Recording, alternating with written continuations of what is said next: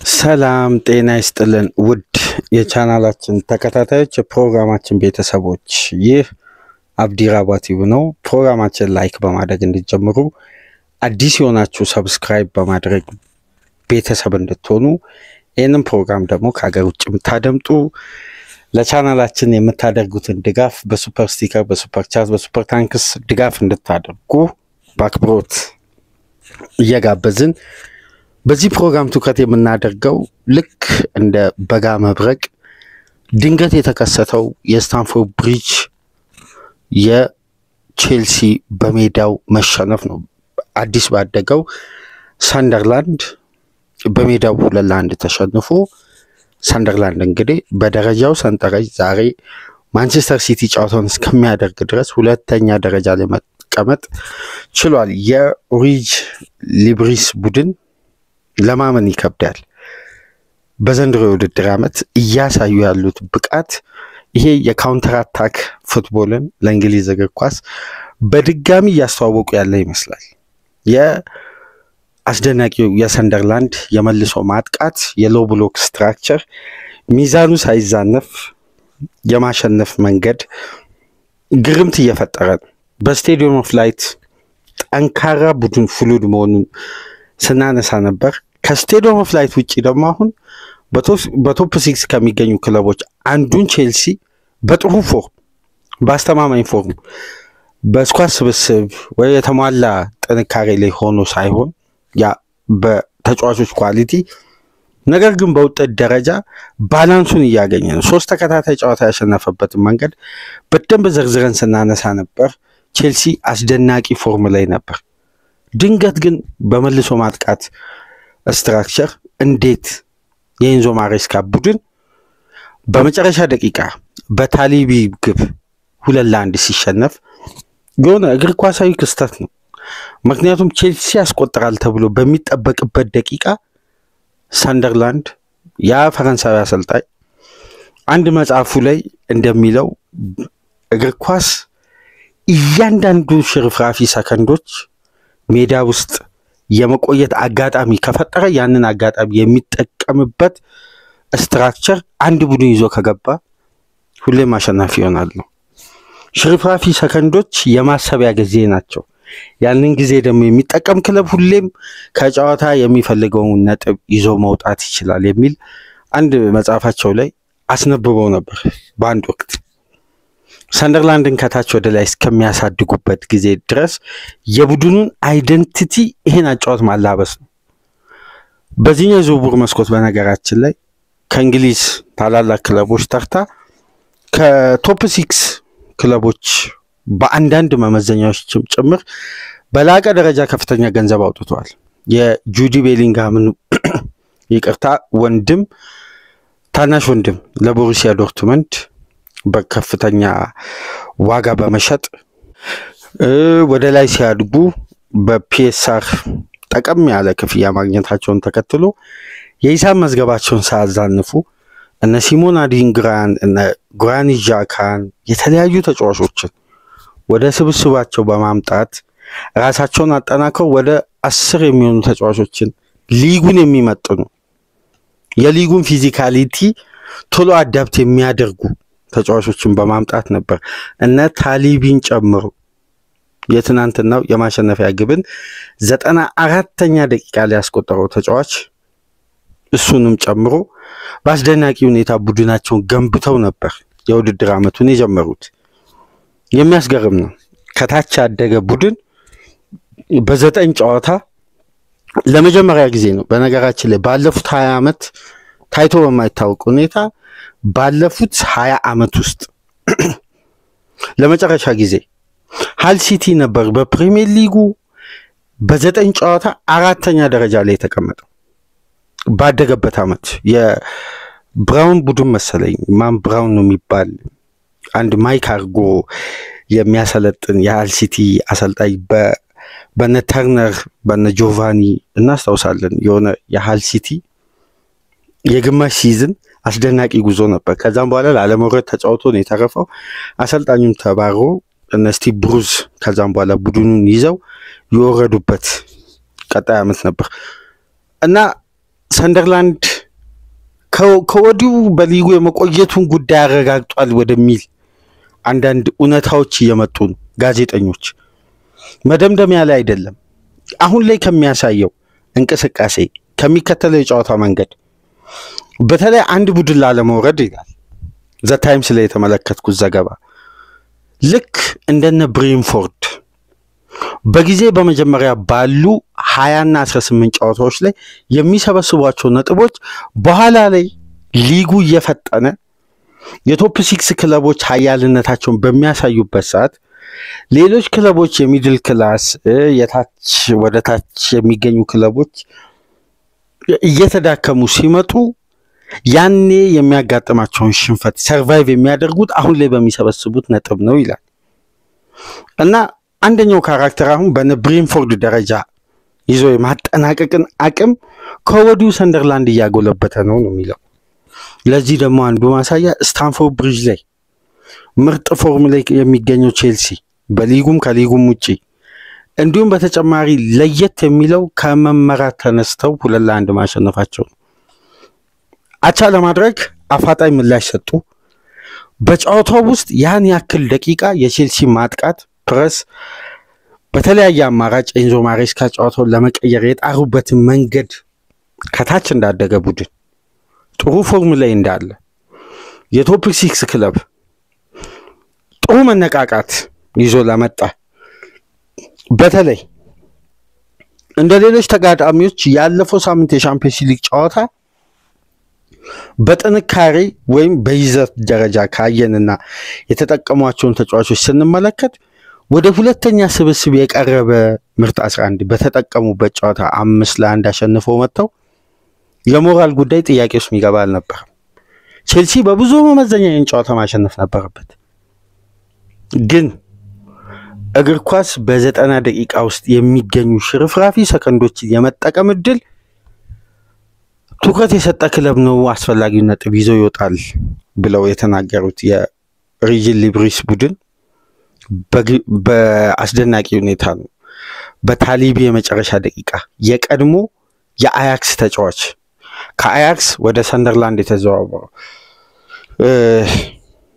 በብሮቢ አማካኝነት በመልሶ ማጥቃት እንቅስቃሴ ተከላካዮችን ሆልድ አድርጎ ቼልሲ በሃይላይን ውጤት ለመቀየር እስከ መሃል ሜዳ ድረስ በመጡ ተከላካዮች ፍጥነትና ጉልበቱን ተጠቅሞ በሮጠበት ሰፊ የሜዳ ክፍል ኳሱን ሆልድ አድርጎ የቡድን አጋሩ ፖዚሽን እስከሚስጠብቆ ማይነስ ያደረጋትን ኳስ ነው እንግዲህ በግሩም አጨራረስ ለበረኛም ለማዳን በሚቸግር ለተከላካይም ዲፌንድ ለማድረግ በሚቸግር ፖዚሽን ላይ ታሊቢ ያስቆጠረው ለቼልሲ በጣም አሳማሚና የሚያስቆጭ ነጥብ ነው። ይሄ ተጋጣሚ እንግዲህ ብዙ ፈተናዎችን በጉዳት ጠንካራ ጨዋታዎችን በጥሩ ውጤት ባይሆንም ግን ቢያንስ ታጋይነትና የቡድን አይደንቲቲ እያሳየ ሻምፒዮናውን ሊቨርፑል በማሸነፍ ደግሞ ከፍተኛ መነቃቃትና ስፒሪት ውስጥ ገብቶ የአንጅን ፖስት ኮግሉ መሰናበት ያፈጠነ ቼልሲ ባለፈው ሳምንት አያክስን ሊያሸነፈ ይሄን የቡድን ስፒሪት ይዞ ለመጣ ቡድን ይሄ ውጤት ተገቢ አልነበረም። ተገቢነቱ ደግሞ አልነበረም የምንለው ከቡድኑ እንቅስቃሴ አንፃር ቼልሲ ጥረቱ በመጀመሪያ 45 ይሄን ጨዋታ የመግደል አቅም ነበር።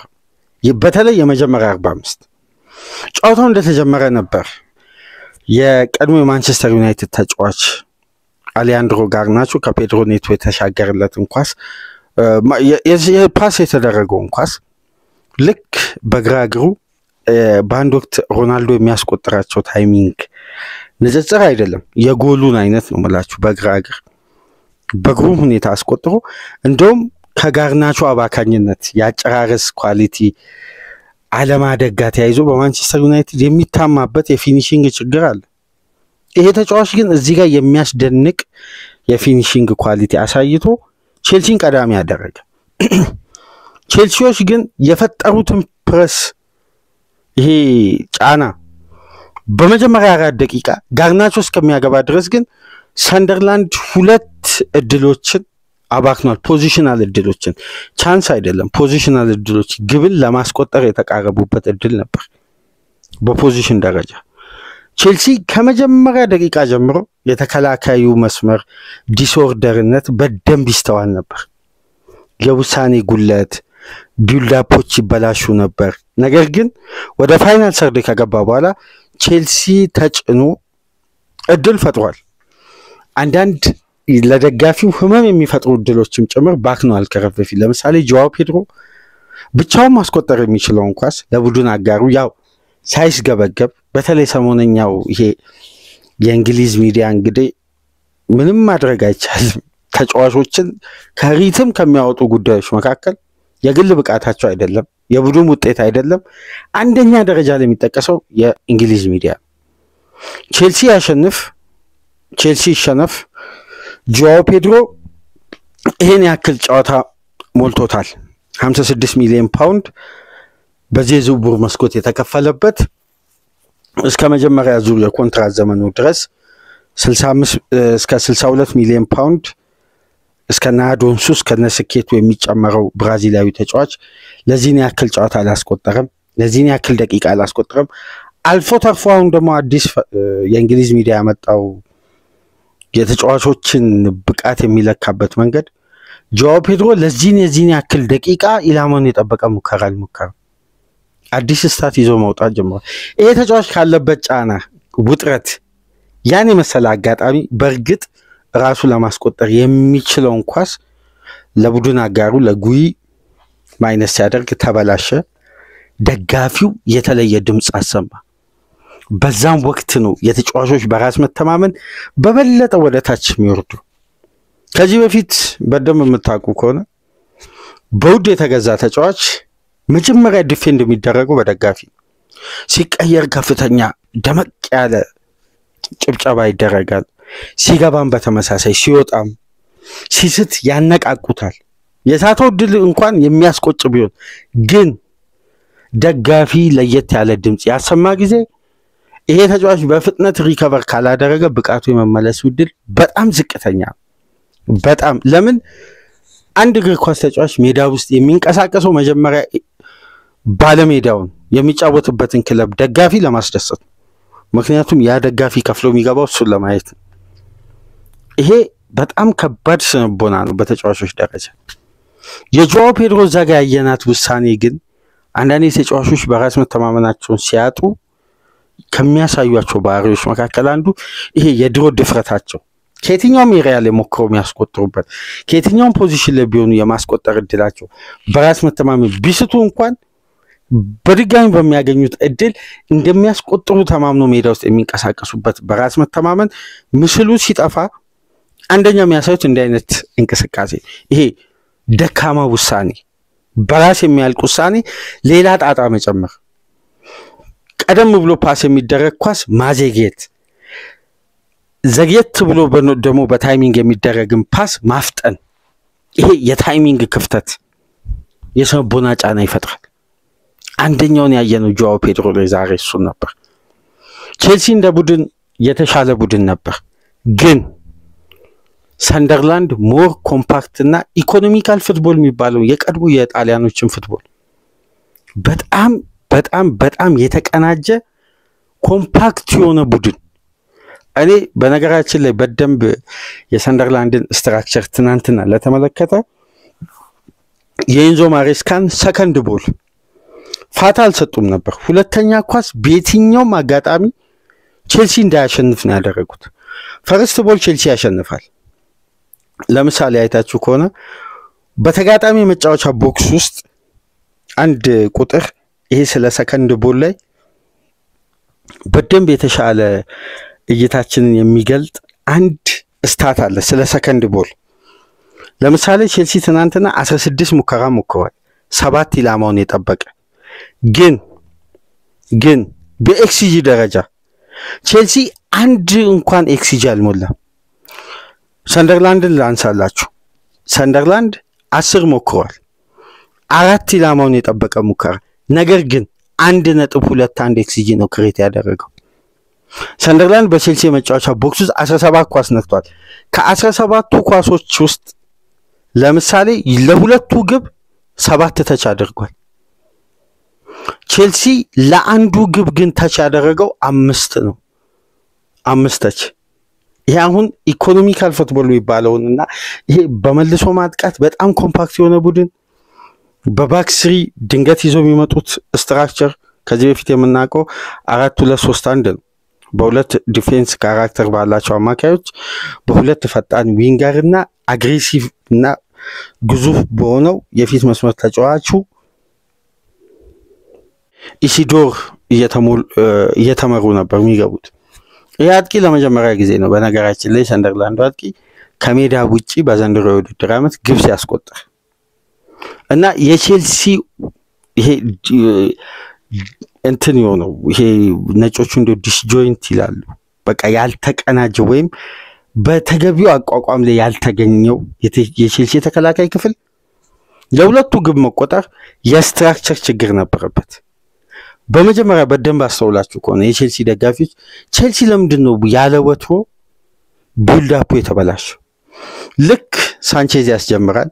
ቼልሲ ከአንደኛው ዊንግ ከአንደኛው የሜዳ ክፍል ጠርዝ ወደ ሌላኛው የሜዳ ክፍል ለመሻገር በጣም ጠንካራ ፓሶችን ያደርጋሉ።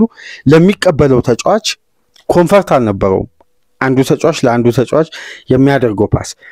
ስለዚህ ፈርስት ተቹ ሲበላሽ ሰከንድ ቦል ላይ በቀጥታ ሰንደርላንዶች ፕረስ ያደርጋሉ። ለዛ ደግሞ ዋና መነሻ የነበረው ይሄ ኳሱን እየተንደረደረ ፓስ የሚያደርገውን ተጫዋች በጣም ፕረስ ያደርጋሉ።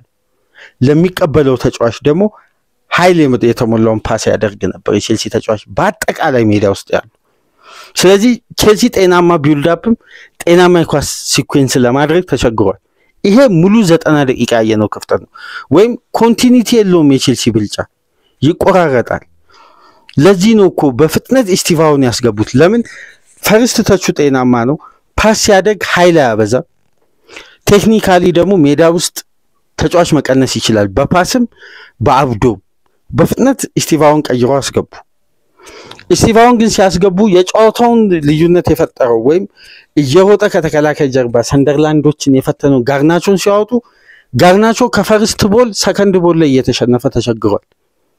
አሁን ይሄ ቴክኒካል ውሳኔ ነው። ይሄ በነገራችን ላይ ትክክለኛ ውሳኔ ነበር። በቀጥታ በደንብ ካስተዋላችሁ ፔድሮ ኔቶን እንዴት ነበር በጣም ታይት ማርክ ያደረጉት? ምክንያቱም ፔድሮ ኔቶ ሰከንድ ቦል ላይ የሚሸነፍ ተጫዋች አይደለም። ፓስ ከተቀበለ በኋላ የድሪብል ፍጥነቱ አለ። ይሄ ፔሱ የሚያስደንቅ ነው። ወደ ሁለቱም የእግሮቹ ፖዚሽን ሸውዶ ተጋጣሚን ክሮስ ማድረግ ይችላል። ስለዚህ ከዚህ ተጫዋች የሚነሳ ኳስ አደጋ ስለሚፈጥር በጣም ፔድሮ ኔቶና ኤንዞ ፈርናንዴዝ በጣም ፕረስ ይደረጉ ነበር። ለዛ ነው ከነዚህ ተጫዋቾች በርካታ ኳስ ይበላሽ ነበር። ቼልሲን የተረጋጋ ስትራክቸሩን ጠብቆ ቢልድ አፑ እንዳያደርግ እንዳያጠቃ ሲቆራርጡ ነበር በዚህ ታክቲክ እና በመጨረሻም ሰንደርላንድ መታሰውሱ ከሆነ ስታንፎርድ ብሪጅ ላይ ለመጨረሻ ጊዜ ያሸነፉት በአሳሞጂያን ባስቆጠረው 2012-13 የውድድር ዓመት መሰለኝ 3-1 የራፋኤል ቤኒቴዝ የዲሜቴዩ ቼልሲ በነበረበት ወቅት ነውና ከዛን ጊዜ በኋላ ሰንደርላንድ ለመጀመሪያ ጊዜ ስታንፎርድ ብሪጅ ላይ ማሸነፍ የቻለው ስቴትመንት ዊን ነው።